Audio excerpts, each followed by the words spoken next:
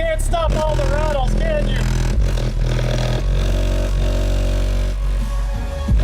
On today's episode of WatchJRGo, we are back with the Midnight Club Dub Edition Mercedes.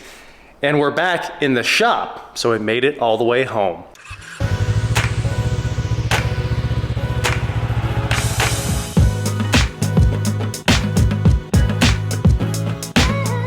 What is going on, guys? I am WatchJRGo, and like I said, I am back with my 2006 Mercedes-Benz CLS55 AMG, and this is basically the car you would want or would build back in the Midnight Club Dub Edition era. It's on dubs. We've got the Brabus Rep 20s. They might even be real. I just don't know yet. And today, well, like I said, we made it home with it. About 700 miles or 10 to 12 hours of driving, and we got this thing back. Now, it did fine, other than the battery warning every time it starts up. And of course, before I embarked on the road trip, Discount Tire put some new Toyos on the rear of this thing to fix the bubble in the tire. That definitely doesn't discount all the other problems we found when I first picked this thing up, but I am much less upset about it now that it made it home, because I was sure worried about it not even having a chance. Now both of the Optimas are charged and it starts right up like it should, and of course I don't have to worry about the tire going flat all the time because I've got a new tire on it.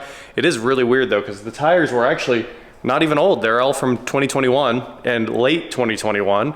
And the rears were just destroyed. But other than those issues, the car is doing well. Now, of course, I still have all the seats are broken, even though the massage seats, randomly on the drive home, the head unit shuts down. It just reboots in the middle of the drive.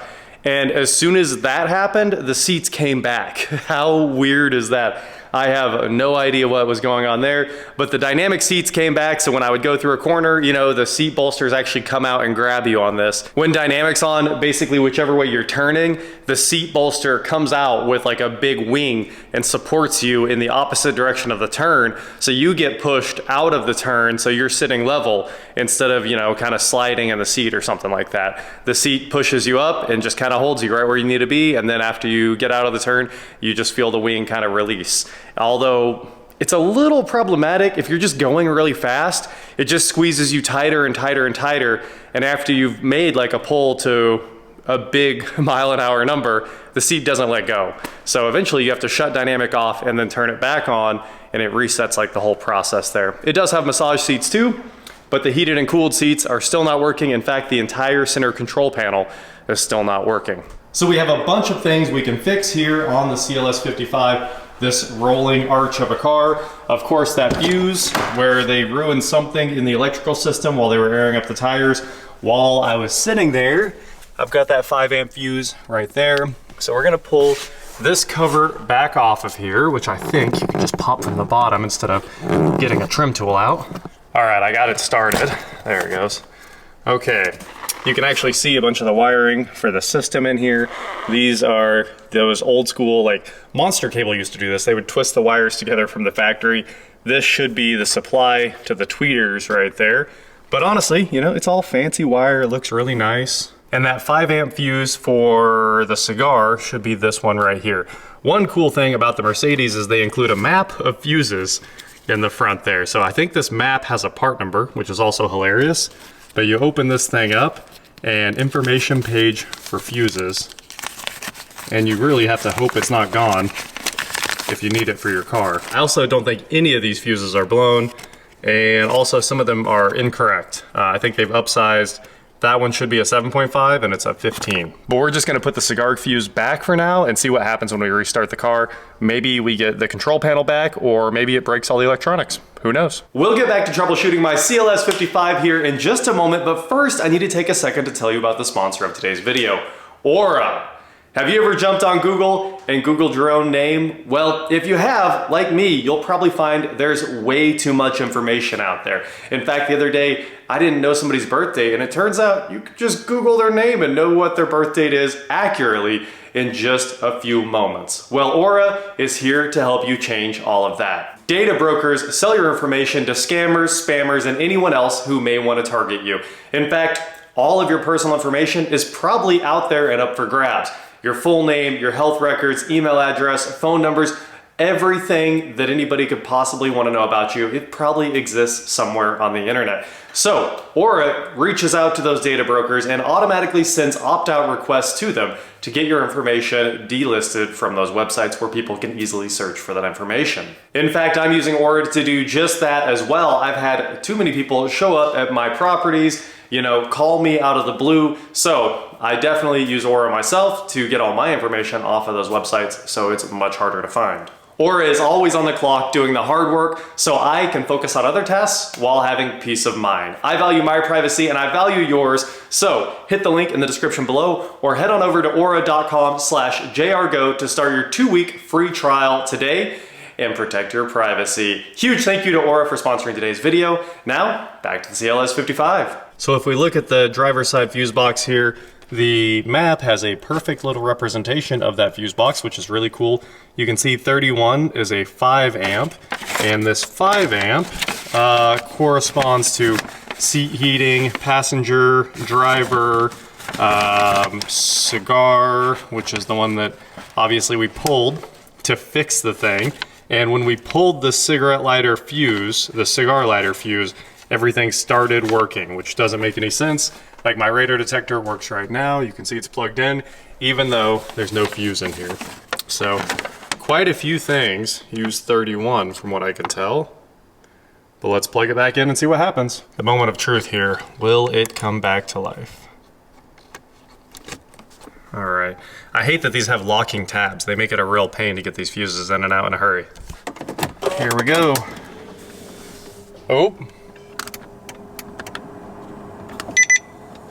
This makes no sense. Now everything works again. I thought about plugging that back in on the drive home, but I was worried that we'd plug it in and break the whole car, which is obviously the last thing you want on a road trip.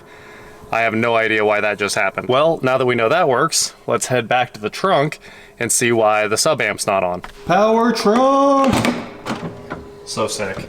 All right, for some reason, no power to that sub amp there.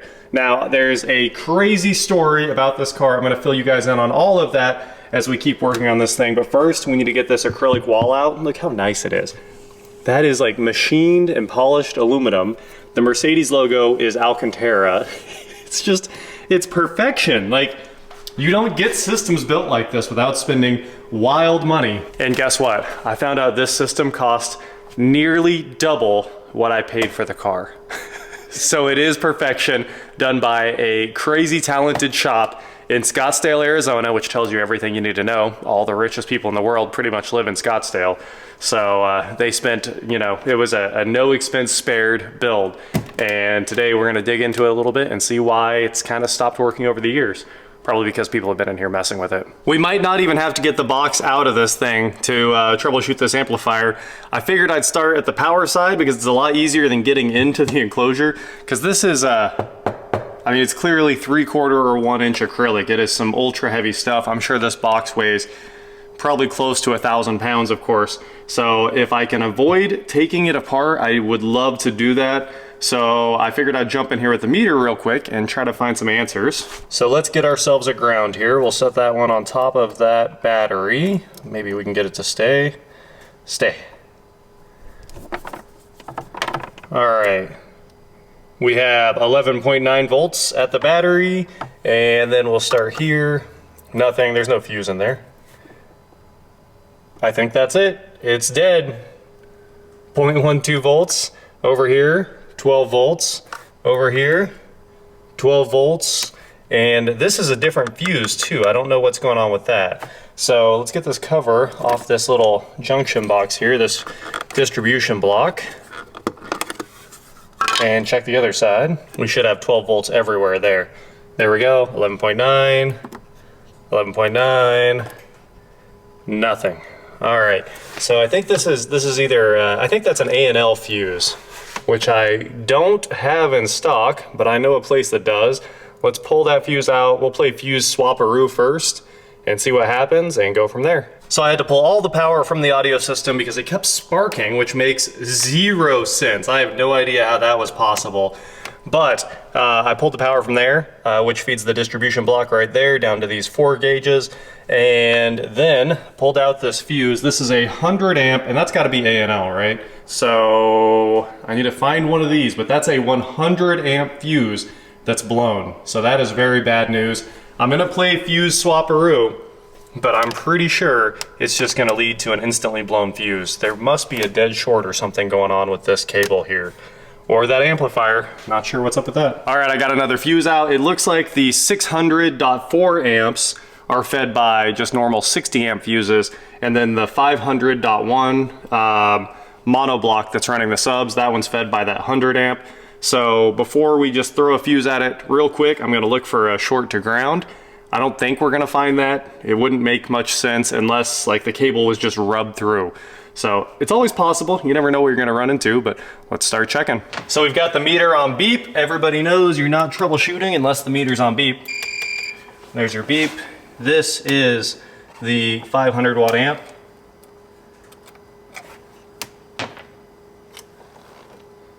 There is no short to ground, that's for sure. So, next up, I don't like the way this wire's sitting in there, so let's back that off a hair. It looks like that's probably a 4mm Allen wrench. Turns out it's a 3, of course. Back this one off just a hair and get the cable to sit in here properly. All right, we've got that wire back in the distribution block. It's in there quite a bit better. Make sure there's no loose copper floating around in there.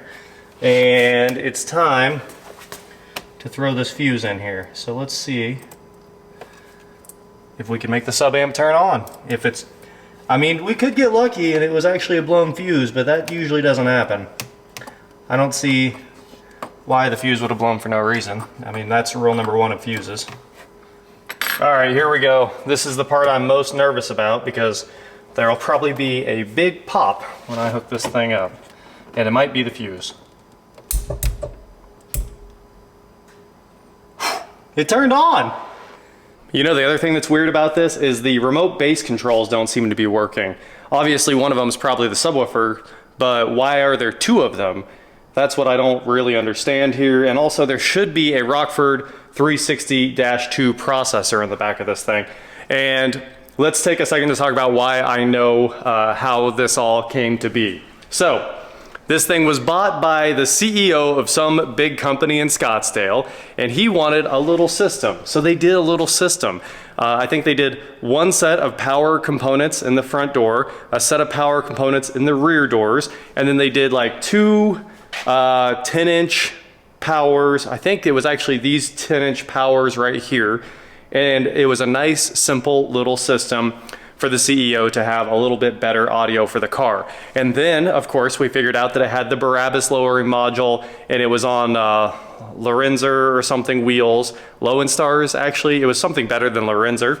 And he went ahead and did a few little appearance things. It was on black wheels with chrome surrounds, 2-piece wheels, I think. They looked really good. And then somehow they got linked up with Rockford Fosgate because the entire system was Rockford, and they decided to take it to CES. So, Sound Expression in Scottsdale built this insane system. Both actually iterations of this system ran the same amplifiers, and in the old one, the trunk didn't look anything like this. It just had 2 small 10s in it, and the 360 was hiding over here underneath that panel. And then they decided they were gonna go all out and actually display this car at CES, so they built this absolutely wild system. We found that forklift connector that sits down there, and I actually haven't even seen where those wires come back up into the trunk, but they must come into the car somewhere. But that's how we know it was actually a display car for Rockford Fosgate at CES. And there's all of this beautiful lighting that lights up the polished, or yeah, I mean it's polished aluminum trim on the subs. You can see the LEDs hiding up in there. There's like 2 little white LEDs in the corners, and of course that awesome port into the cabin. And they really reworked this whole thing and built something amazing. And if you guys are thinking there's not enough box volume, well, there sure is, because this entire thing is the MDF box. So there's really no way to get that out. So we do need to figure out how to pull the wall out of the trunk and go from there if anything's wrong with the subwoofer amp setup. And also, I plan on putting this back on today. I might try to reach through that port in the back seat and glue this back on. They super glue these on.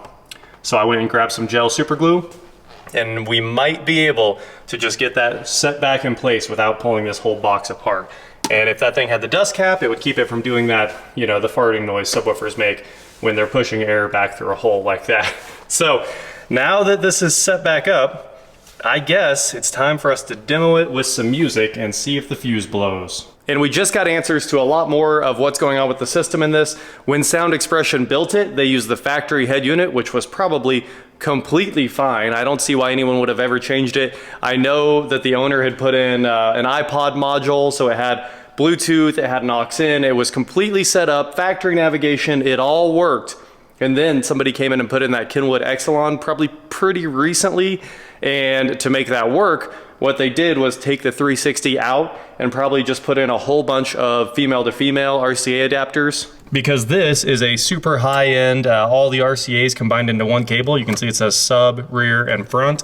And then down here, going into the amplifiers are just some normal RCAs from Rockford Fosgate.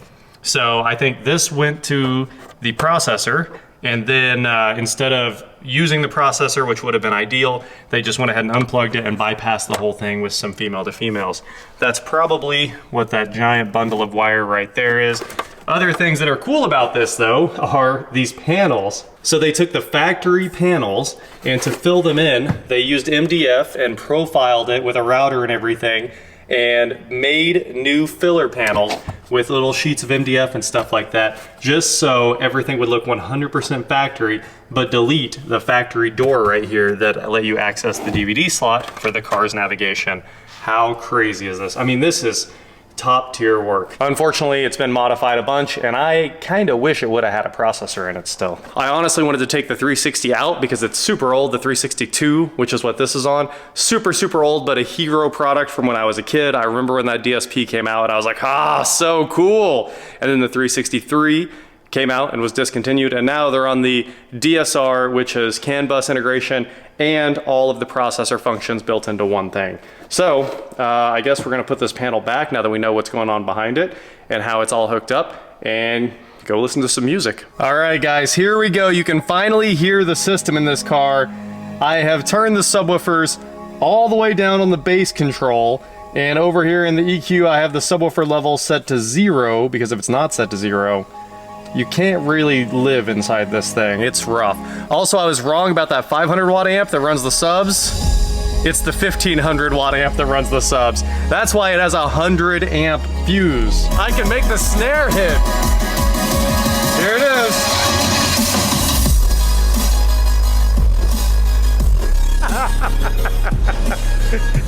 Yes! We're gonna blow the fuse! There's some things you can't stop all the rattles, can you? This car's 100% dynamated. Oh man, I should turn it back down. My head hurts a little bit right now. That is awesome. What a system. It could hit harder though. I've been in worse, and I would appreciate it if it was like, if it had more extension. It's like they just can't move enough air. They're all working, and it is an incredible system, but it was kind of built to sound good. And I really have always wanted, the one thing I want in life is a Tahoe with like 6 18s or 26s, you know. Now they're doing some crazy, I think Rockford has a 26 out right now. It'd be cool to have like 4 26s in a walled enclosure and 20,000 watts or something like that. Because I used to have all that when I was building clubs. And one of my systems had 40,000 watts, and something like 15,000 of it, or 20,000 of it, all Yorkville old school power. I used all of that to run my 8 18s. And I could just sit there in front of that and feel, I mean, dust would vibrate off the metal rafters when the subs hit. And I could go across the street to another club that I was building, leave the system on in the first club with the 8 18s, and feel the concrete shaking in the other building. That's about the level of bass I want, but whoo-wee, this car is really good. You can feel every single dollar of that $25,000. It works really, really well. So let's head over to my buddy's car audio shop. I'm gonna show him this. Let's get some reactions I'm so happy the amplifier just came back on. And let's also go get a 100 amp fuse from him so that we can get all of the speakers working again, because I assume we don't have the rear doors right now. I think one whole amp runs the rear doors, and I can see the fronts are working, so I must have picked the right amp when I was fuse swapping. Ah, there's the power from that forklift connector, the Anderson pole connector there that's sitting underneath the car. And it's also funny that there's a 250 amp fuse feeding the second battery that's running the system. And this battery is running the car, and this 500 amp Stinger battery isolation system. I don't know if that's even turning on and off, but let's just assume that it does work, and it's back here protecting the batteries. Anyway, look at all the power wire. I feel like that's 8 gauge wire feeding the subwoofers there. How insane. I think I figured out what blew that 100 amp fuse, guys. Somebody was trying to beat down the block, and they're lucky this system is built incredibly well and it held up, and the fuse blew before the subwoofers exploded or melted, basically. There's like 15 different ways to EQ the system in this Kenwood Exelon, which I hadn't even gone into all the pages until now, but I was like, well, we better start fixing the EQ because it does sound pretty terrible. They had it set up with 6 3/4 inch speakers in the front doors, 4-inch speakers in the rear doors, 8-inch speakers in the trunk, and then they had bass boost from the head unit on 3, subwoofer output on +10, and all of the like loudness and supreme set, all the nonsense turned all the way up on this head unit. And as soon as I turned it all back off, now you can turn the thing way up because it's not, I think we were running into clipping at the preamp stage. Like, I couldn't turn this thing up at all before. The front door speakers would start distorting because it was just shoving so much bass into them. And now that I turned all that off, it sounds great. And I can actually control the subwoofers with the with the bass boost dial up here, and it's perfect. So now when I'm sitting at a light or I want to relax, I can turn it off real quick. And if you want to turn it up, you can turn it up. Also, the subwoofer level control is basically the only thing you need on the head unit. And I've got it set to 0, and it still absolutely pounds. So we're headed over to 316 Customs right now to grab another fuse, put the whole system back together, get all the amps running again, and see what their thoughts are on this thing. Also, the center console buttons work again, and the seats are completely broken. Even though it shows that it's trying to turn on the heated and cooled seats and dynamic and all that stuff, now they don't do anything, and all the massage and dynamic stuff's gone. This is a little bit ridiculous, but who knows? You know, people were in here messing around. I'm sure it was perfect when I had the factory head unit, and that's why we don't replace head units anymore on new cars. Like, it's too integrated into the car. You run a processor, problem solved. And of course, with this thing, it really needs a factory head unit in it. I get it, it's dated. It was really old, but it probably kept the car working perfectly. All right, we're here with Jordan from 316 Customs, who is solving our problems today. We've got our blown 100 amp right here, and we've got a new 100 amp right there. Got all the stuff in stock. This is mini A&L. The big fuse, that 250 amp was A&L. But, so that's the doors. You got to see the doors real quick. Take a look at the trunk in this thing. So apparently the guy that had this built was like the CEO of some company. Smokes. He definitely ran her well. Yes. It's got a 1500.1 for the subs and two 600.4s to run the front stage. 2 Optima yellow tops, battery isolation. Isn't this crazy? Holy smokes. This is like 1 or 3/4 inch acrylic in the wall. So my question is, dust cap, is it MIA? It's in the back seat. In the port? Oh, okay. It's in the back seat. Okay. So I need somebody to watch the dust cap as I put it in through the port, through the deck, so that I can get it rotated right. That's what I'm stuck at. Holy but yeah, somehow it blew a dust cap off of some. Wow. I mean, somehow they were beating on it so hard they blew a 100 amp fuse, which is insane. I've never seen that. Interesting. This is all MDF. It's pretty wild, dude. Oh boy. Yeah. They have a forklift connector, the Anderson power pole, under the car, so you can run it at shows on a giant power supply. What year was this built? You know? Yes. Oh wait. Okay. It's been hanging on for, you know, almost 20 years. Holy smokes, nice. They lighted the subs too. There's LEDs in each corner to light up the surrounds. I mean, it's held. I mean, for 08, it's held together. Crazy. Pretty good. Yeah. You know, it's pretty wild. It was pretty cool to find out. I wonder how much these doors weigh with all this extra. You know, they gotta weigh a lot, but they shut perfectly. I think that's just a Mercedes feature. Right. somehow, you know, no sag, nothing like that. They just perfectly click shut. But I do think that these doors are supposed to be soft close and they don't do it. I'm not 100% sure. But yeah, the soft close doesn't work. And somebody got in there when Sound Expression built it. It was on a stock head unit. Okay. And then it had a 360 running all the processing and all the cool stuff. They ripped all that out and put in that Exelon and they kind of hurt it because now the heated seats aren't working and stuff like that. So I wonder if there's a iDataLink Maestro kit available for this thing. We could do the Rockford DSR, which has the iDataLink and the 360 in it. Right. Unit. Oh, I'll get all your controls back. Yep. Yeah. That would be pretty cool. Sweet. But pretty wild, man. Shop car. Shop car. That's right. All you got to do is throw decals on it. Right. Done. Yep. I like it. Yep. Well, that's nice. Well, thanks, man. Yeah. Thanks for having what we needed. Absolutely, man. No problem at all. Anything, come and see me. If you guys are in Wichita. 7110 West Central. There you go. Okay, it's time for the real test now. I just threw that 100 amp mini A&L fuse back in there. So now if we turn the system on, we should see power lights on all 3 amps, if everything's good. If it's not, I don't know. But then we're gonna climb in the trunk and glue that one subwoofer's dust cap back on. Here's what happens now when I try to use the heated seats. Oh, okay. They suddenly work. If I start driving the car though, instead of them lighting up, they just flash and they won't turn on. That must be some kind of CAN bus issue, but let's see if we can do the old school 12 volt thing. There we go. All 3 amps are lit up. So that is awesome. We've got power. I bet this thing just absolutely gets after it. Let's finish putting everything back together. And I'm gonna say there's no other troubleshooting we can do other than fixing that dust cap. What an incredible trunk. Doesn't that look amazing? All we gotta do is fix that. We also need to fix the windshield on the CLS55.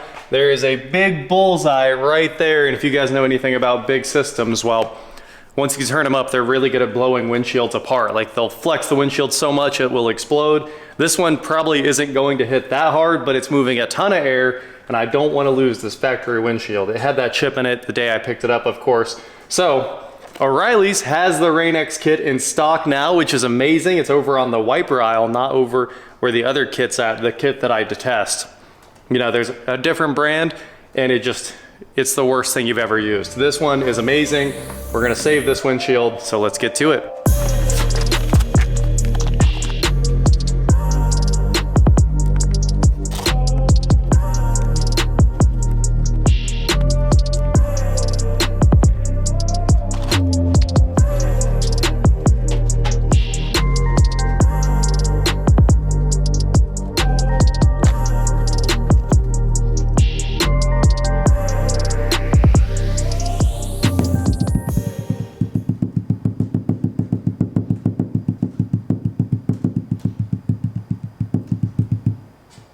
I promise you guys that kit is magic. It just works every time.